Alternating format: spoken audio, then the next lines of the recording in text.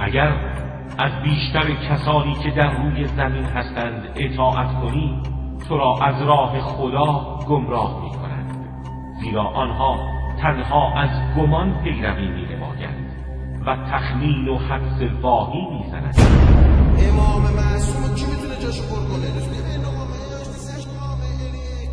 امام یگانه دوران خودشه، احدی نمیتواند به مقام او نزدیک شود و هیچ دانشمندی با او برابری نمی‌کند و هیچ جایگزینی برای او یافت نمی‌شود و مانند و نظیر ندارد. به تمام فضیلت مخصوص است، بی آنکه خود او در طلبش رفته و به دست آورده باشد، بلکه امتیازی که خداوند به فضل و بخشش به او عنایت نموده. کیست که بتواند به امام معرفت و شناخت پیدا کند یا انتخاب امام برای او ممکن باشد؟ هیهات هیهات. عقلها گم گشته و خردها راه را گم کرده و مغزها سرگردان و دیده ها بی نور گشته. بزرگان کوچک شدند، حکیمان و فرزانگان متحیر و خردمندان کوتاه و خطیبان درمانده و اهل لب و مغز نادان و شعرا وامانده و ادیبان ناتوان و سخندانان درمانده شده‌اند که بتوانند حتی فقط یک شأن از شؤون امام یا یک فضیلت از فضایل او را توصیف کنند و همگی به عجز و ناتوانی معترفند. چگونه ممکن است تمامش را وصف کرد یا کن حقیقتش را بیان کرد یا مطلبی از امر امام را فهمید و جایگزینی که کار او را انجام دهد برایش پیدا کرد؟ احدی نمیتونه امری از امام رو بفهمه و جایگزینی که کار او را انجام دهد برایش پیدا کرد. ممکن نیست. چگونه و از کجا؟ در صورتی که او مثل ستاره از دستیازان و وصف کنندگان اوج گرفته است. او کجا و انتخاب بشر کجا؟ او کجا و خرد بشر کجا؟ او کجا و مانندی برای او کجا؟ کی میتونه باشه بذاره جا پای معصوم؟ کی میتونه جای معصوم رو پر کنه؟ احدی نمیتونه. کی میگه اینا رو؟ امام رضا علیه السلام در کتاب اصول کافی باب نوادر فی صفات و خصوصیات امام. غیر امام کسی جای امامو نمیتونه بگیره. بابا از این بچه‌ها درس بگیریم. بچه تو بازار گم شده دیدی میری سمتش جیغ میزنه، میفهمه تو باباش نیستی، میفهمه بدلی. چرا بدل رو بغل میکنی فکر میکنی باباته؟ ما خوشیم آقایون چون نمیدونیم چه خبره بدون امام. تمام علما رو جمع کنی یه صفت امامو نمیتونن توضیح بدن، ما هر کی میاد بغلش میکنیم. خبری نیست آقا. بلا سرت نذارم. امام معصومو کی میتونه جاشو پر کنه؟ امام معصومو کی میتونه جاشو پر کنه؟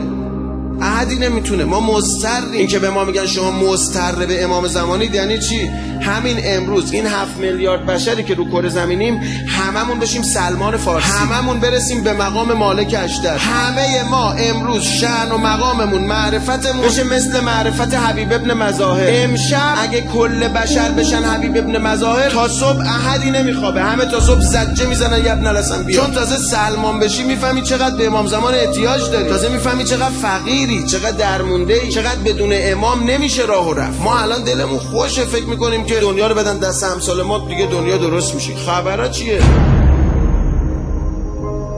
کله زمین بشه آقای بهجت اون شب تا صبح احدی نخواهد خوابید از زجه و ناله، چون تازه اونا میفهمن که وجود امام یعنی چی. 1 ساعت حکومت امام زمان برابر همه تاریخ سود داره برای بشر، منفعت دنیای آخرتی داره.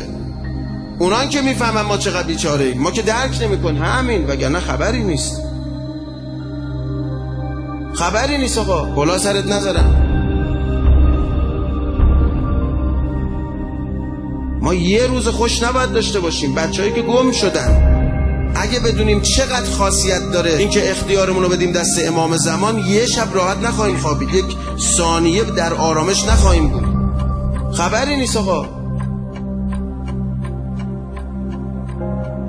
قرآن رو کی میفهم؟ قرآن بر قلب معصوم تابید. غیر از ائمه معصومین احدی بویی از قرآن به مشامش نخواهد رسید مگر به واسطه اهل بیت. اونی که حقیقت قرآن رو فهمیده اون فقط اهل بیت، کسی دیگه قرآن رو نفهمیده. پس اگه کسی کلامی خلاف نظر اهل بیت بگه میذاریمش کنار، چون غیر از اینا کسی نفهمیده چیزیو. اونایی هم که چیزی دارن اینا یه نمکی بهشون دادن و یه نمکی بهشون دادن. امام حسین علیه السلام فرمود اگه علمای شما همه حرفاشون درست بود از عجب میترکیدن. یعنی چی؟ یعنی ما حاضریم سفره عصمت رو جلو شما پهن کنیم، ظرفیتشو ندارید. بنی امیه و بنی عباس بالای 500 سال با اسم دین حکومت کردن، خودشون رو هم امیرالمومنین میدونستن، بزرگترین جنایت ها رو هم به اسم اسلام کردن. ما با اسلام با قرآن الان 1,5 میلیارد مسلمونیم، مسیحی ها با حضرت مسیح 4 میلیارد. چرا؟ چون خیانت شده به این دین. خب حالا پس قرآن رو بذاریم کنار؟ این که نمیشه که. خب الان ما این کارو داریم میکنیم با جامعه. چرا؟ چون میخوام قرآن رو خودمون تفسیر کنیم. چه حقی داره خودت حرف بزنی؟ تو چی میفهمی از قرآن؟ قرآن اهل بیت میفهمن. خب اهل بیت راجع به قرآن چجوری صحبت کردن تو ادعیه؟ خدا یه جا تو قرآن میگه من کافرین رو دوست ندارم، مفسدین رو دوست ندارم. خدا که محبتش به بنده های ثابت تغییر نمیکنه که. بابا نگی یعنی من مفسد رو دوست ندارم. مثل اینکه بگم من سرطانی رو دوست ندارم. این معنی نداره که. من سرطان رو دوست ندارم. میخواد بگه من کفر رو دوست ندارم، چون کفر باعث میشه تو من دور بشی. کفر باعث میشه که یه خدای تقلبی درست کنی. کفر باعث میشه از خودت خدا درست کنی. کفر تو رو از من دور میکنه. من دوست دارم تو رو ببینم. یه دکتر میگه آقا من متنفرم از سرطان، یعنی از اون میکروب، نه از سرطانی. ما برای سرطانی بیمارستان درست میکنیم، دانشگاه درست میکنیم، درس بخونن، آزمایش کنن، بالاخره این مریضی رو درمانش کنن.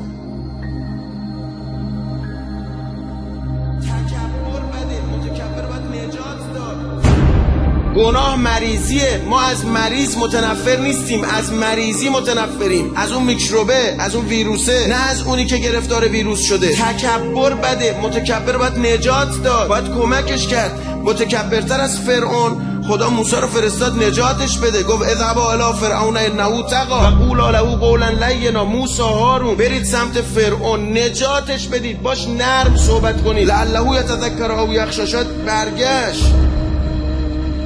امام حسین تا لحظه آخر از هدایت کوفیان امید نبوده، حتی بعد اینکه سرش رو جدا کردن. مگه سرش تو بازار قرآن نخونده؟ چرا قرآن میخونی آقا؟ نفرین کن، نفرین کن، دارن زینب رو میزنن. قرآن چرا میخونی؟ میگه و اذا قرئ القرآن فاستمعوا له وانصتوا لعلکم ترحمون. قرآن خونده میشه ساکت بشید، گوش بدید تا رحمت بر شما نازل بشه. میخواد بر کوفیان رحمت نازل کنه. حتی نفرینایی که تو کربلا حضرت گفتن مقام اخباره، نه مقام انشا. خبر داره میده. علی اکبر داره میره میدان، فرمود عمر سعد رحممو قطع کردی، خدا رحمتو قطع کنه. یعنی نتیجه کشتن علی اکبر اینه که تو مقطوع النسل میشی. و الا اگه همون لحظه منظور حضرت بود درجا باید پسر عمر سعد میمرد. پسری سالها بعد مرده، داره بهش خبر میده. کسی که تو قتل علی اکبر شریک باشه مقطوع النسله. میخواد خبر بده، میخواد بگه این کارو نکن. علی اکبر داشت میرفت به میدان، داشت به عمر سعد میگفت بالا سر جنازه که نگفت. میخواست بگه این کارو نکن، تو میفهمی داری چیکار میکنی، تو ما رو میشناسی عمر سعد. اینه حقیقت قرآن. دنبال دستگیری از بشرن. یعنی اون ابزاری که میشه جامعه رو برد سر سفره دین اینه که بهشون بفهمید خدا دوستتون داره، نه خدا رو بکنی یه میرغضب. اینه حقیقت قرآن. کربلا یه حرف بزرگ داره، میگه آی مردم خدا ببین چقدر دوستتون داره، به خاطر شما حسینش رو فرستاد تو مقتل. وقتی میفهمی اینقدر دوستت داره دیگه نمیتونی نماز نخونی. حقیقت قرآنی.